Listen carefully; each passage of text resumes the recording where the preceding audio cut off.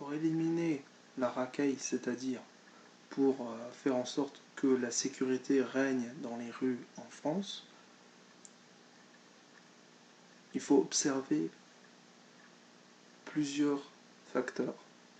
Cette insécurité qui est en fait la maîtresse de tout ce carnage, puisque finalement, quand on a moins de touristes parce que l'insécurité est permanente, bah, c'est dû justement à ce phénomène où on a abandonné les valeurs, on a abandonné un système à proprement parler efficace et de sécurité. Donc concrètement, évidemment, ça implique que les policiers soient respectés, mais aussi que les policiers respectent les populations, soient proches d'elles. Ça participe plus de la milice peut-être que de la police, mais n'empêche que c'est la base de tout, le dialogue.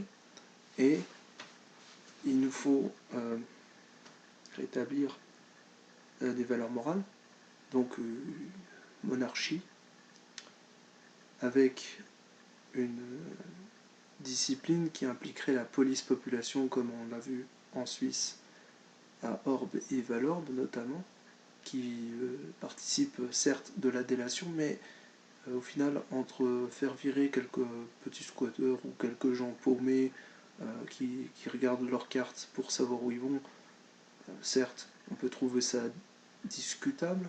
En revanche, ça l'est beaucoup moins quand il s'agit de trafiquants de drogue et de tout type de tueurs en série qui se trimballent avec un cadavre dans le coffre. Donc, il y a aussi l'aspect donc de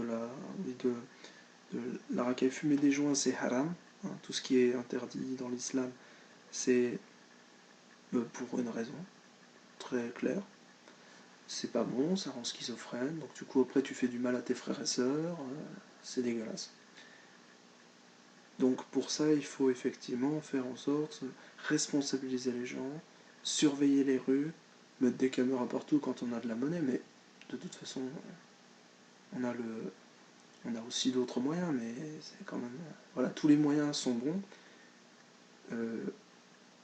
Prôner, autoriser en fait, le port d'armes, c'est-à-dire, sauf pour les schizophrènes, etc., puis les gens qui ont des clairs problèmes avec la sécurité. Il faut garantir la fierté raciale, quelle que soit la race d'ailleurs de la personne, dans un but neutre en fait. Puisque plus on est fier de sa race, moins on fait de conneries. Ça c'est avéré. Ensuite, la religion, il ne faut pas lui rentrer dedans de manière frontale et il faut surtout éviter de créer des clivages entre les communautés.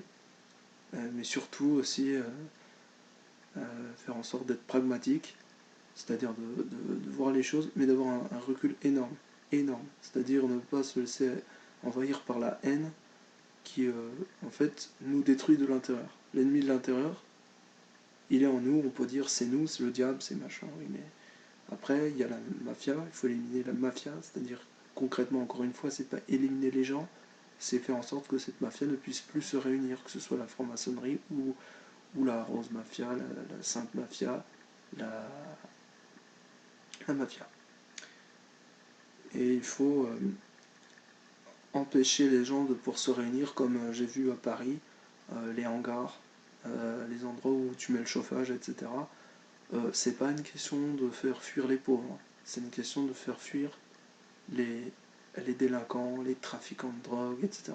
Ceux qui te vendent la mort, comme disait cette femme. Ils te vendent la mort, c'est vrai. Ce sont des individus ignobles.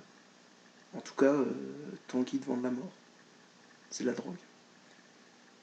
Le hashish, le cannabis, c'est tout ce que tu veux, tout ce que tu veux. À partir de là, tout est vraiment poison et tellement empoisonné que c'est pas la peine de défendre ça. Aucun musulman ne peut défendre le hashish et cannabis, le shit, quoi. Parce que c'est haram. Donc, les drogues, c'est haram. Voilà, donc c'est interdit, donc faut pas chercher. Donc, la sécurité, ça tient au clan, à l'union. L'union fait la force, avec des gens bien, évidemment, avec tes frères et sœurs, avec tout ce qui est bon et le plus proche de toi.